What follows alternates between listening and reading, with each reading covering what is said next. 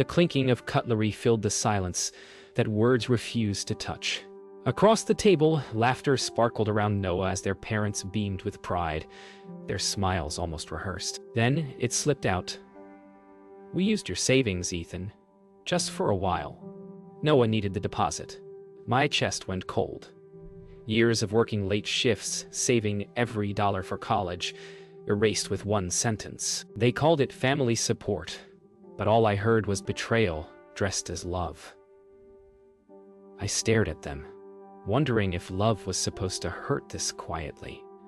Noah didn't even look guilty, just grateful. And in that moment, a thought crept in, quiet but dangerous. What if I stopped being the good son? That night, I sat in my room staring at the bank statement on my cracked phone screen. The zeros were gone. Every dollar I'd earned cleaning cars, tutoring and saving for my own life, gone. I kept hearing my mother's voice, calm, practiced. "It's for Noah's future." I wanted to scream that my future mattered too. But I didn't. I just sat there, numb, realizing I wasn't part of this family's future, only its sacrifices. In the hallway, their laughter carried through thin walls. It was like a cruel reminder that my pain didn't even echo loud enough to be heard. I leaned against my door, whispering to myself that maybe one day they'd see. But deep down, I already knew they never would. The next morning, they acted like nothing happened. My father read the newspaper. My mother hummed while pouring coffee, and Noah asked if I could drive him to his new training center, the one I'd paid for. I nodded, not because I forgave them, but because I wanted to remember this exact feeling. The quiet before everything changes. As the car pulled out of the driveway, I glanced at the rearview mirror, their perfect house fading behind us. I realized something powerful. They thought they'd broken me, but they had just given me a reason to never look back. They said it was all about love. We did it for the family, Ethan. But love shouldn't feel like theft. I sat at the breakfast table, pretending to listen as my mother explained how someday I'd understand. My father barely looked up from his coffee. Every word they spoke sounded like a debt I never agreed to pay. I kept quiet, swallowing the bitterness like medicine. Sometimes silence feels like survival, but that morning, it felt like surrender. Later, I overheard my mother on the phone, her voice hushed but sharp. "He's too sensitive," she whispered, like I was a problem to manage, not a son to love. I realized then, I wasn't family to them. I was a resource. Something to use when needed and ignore when not. I pressed my back against the wall, listening, wondering how long they'd been saying those words behind my back. Noah found me later, tossing me his new car keys with a grin. "Thanks, bro," he said, like it was a joke we both shared. I smiled back, just enough to hide the sting. He didn't understand what it cost me, or maybe he did, and didn't care. Sometimes it's hard to tell which is worse. That night I sat with my father. He told me, "You'll get your turn, son. Noah just needs it now." His voice carried authority, but no warmth. I wanted to ask, when will it be my turn? But I already knew the answer. In this family, turns were never given. They were taken. When I went to bed, I replayed every moment. The laughter, the lies, the calm way they told me my dreams didn't matter. Somewhere between the ache and the anger, a thought grew louder. What if love isn't owed, but earned? And what if they never earned mine? Days passed like blurred pages in a book I didn't want to read. Noah's laughter became the soundtrack of my silence. His new car, his trips, his expensive clothes. Every time he posted something online, I saw pieces of my future wearing his smile. Then one afternoon, while searching for a document, I found it, a withdrawal slip from my bank, signed in my name. My handwriting forged in perfect imitation. My hands shook, not from shock, but from recognition. They didn't just take my money, they erased me. I showed the slip to my mother. She smiled, like I was a child throwing a tantrum. "Don't be dramatic, Ethan," she said softly, placing her hand over mine. "We did what we had to." Her tone was gentle, but her words sliced deeper than anger ever could. That's when I stopped trying to be understood and started planning to be remembered. That night, I opened a hidden folder on my laptop. Photos, emails, messages, and receipts.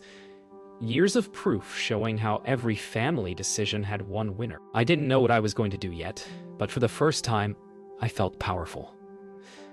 Secrets had built this family. Maybe they could be the thing that broke it too. When Noah returned that weekend, he hugged me like nothing was wrong. "You good, bro?" he asked, flashing that easy grin. I looked at him. The golden sun still untouchable, but this time, I didn't see perfection. I saw a man built from my sacrifices. I smiled back and said, "Yeah, I'm great." And for the first time, I meant it. Just not the way he thought. That night, I sat in the driveway, watching their bedroom lights flicker off one by one. For years, I waited for them to see me. Now I wanted them to feel me, in every way they never expected. Betrayal had changed shape. It wasn't pain anymore. It was purpose. The next morning felt different.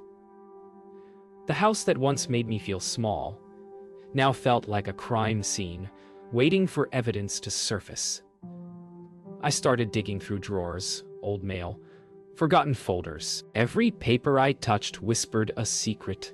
Unpaid debts, hidden accounts, my parents' signatures on documents they never meant anyone to find. For years, they made me feel powerless, but now I had something stronger than anger.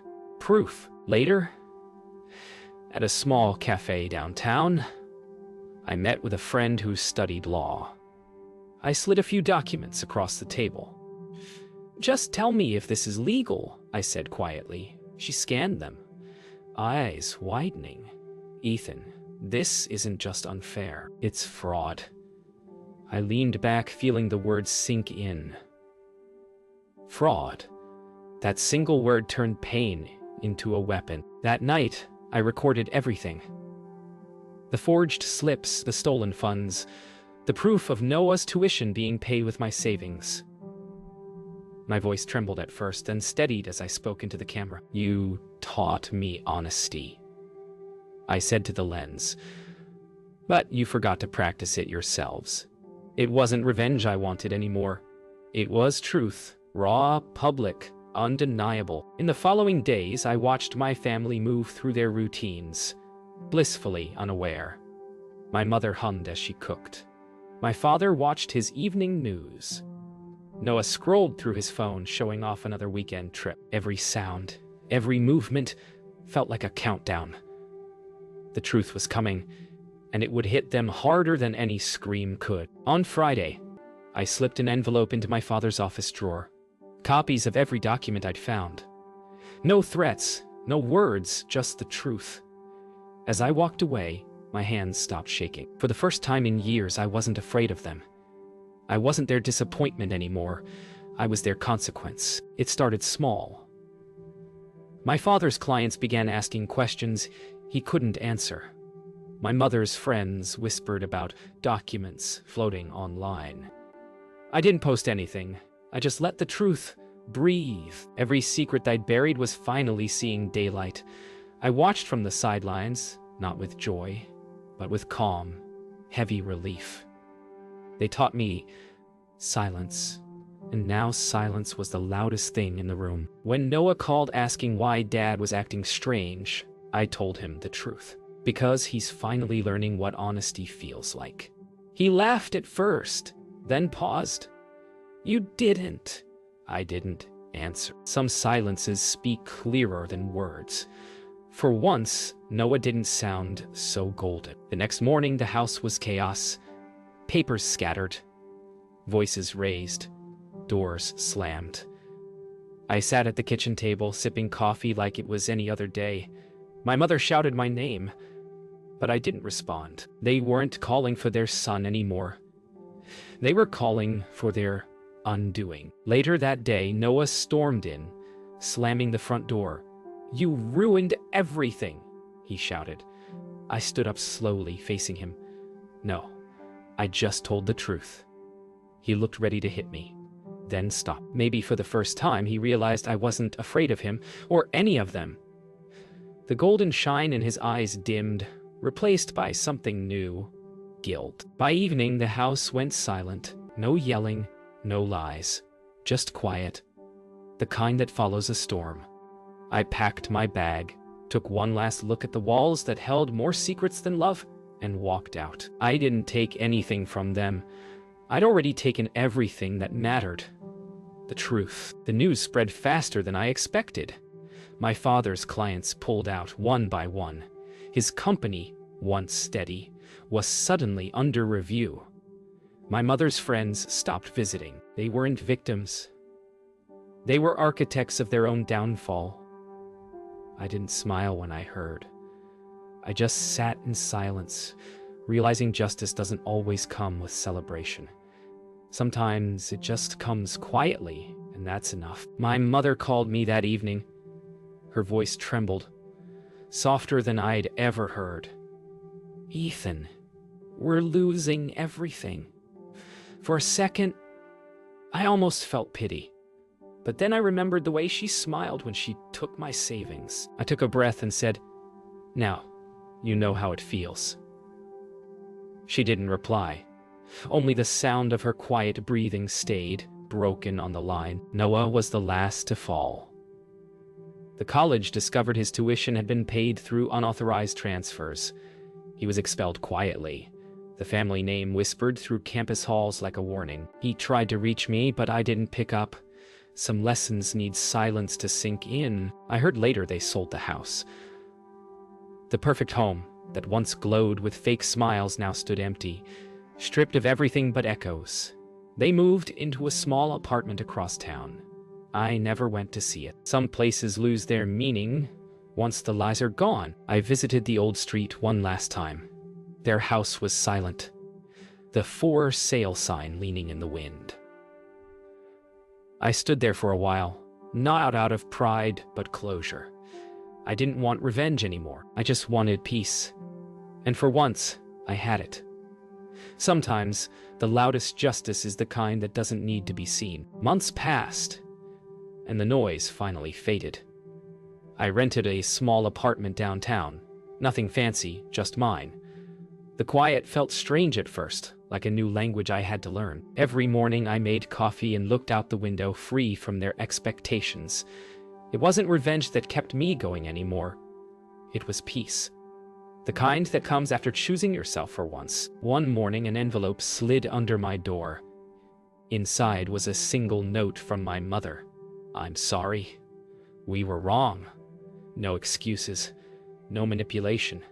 Just words, fragile but real. I didn't cry. I just placed it in a drawer and whispered, "I forgive you. Not for them, for me."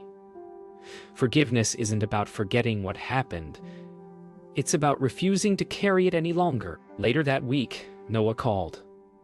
His voice was small, unfamiliar. "I messed up, man," he said. For the first time, there was no arrogance in his tone. Just regret. "I know," I replied quietly, "but you still have time to fix it." It wasn't anger that guided my words. It was something deeper. The truth had already punished them. Now it was time to let it heal what it could. Sometimes I still think about that dinner. The laughter, the warmth, the betrayal wrapped in smiles. But now I understand. Losing everything didn't destroy me. It revealed me. I was never meant to be their shadow. I was meant to outgrow their version of love. As the sun dipped behind the skyline, I stood on my balcony, watching the world move on. My story wasn't about revenge anymore. It was about reclaiming my name, my worth, my life. They took my savings, but I took back something greater, myself. And that's one thing they can never steal again.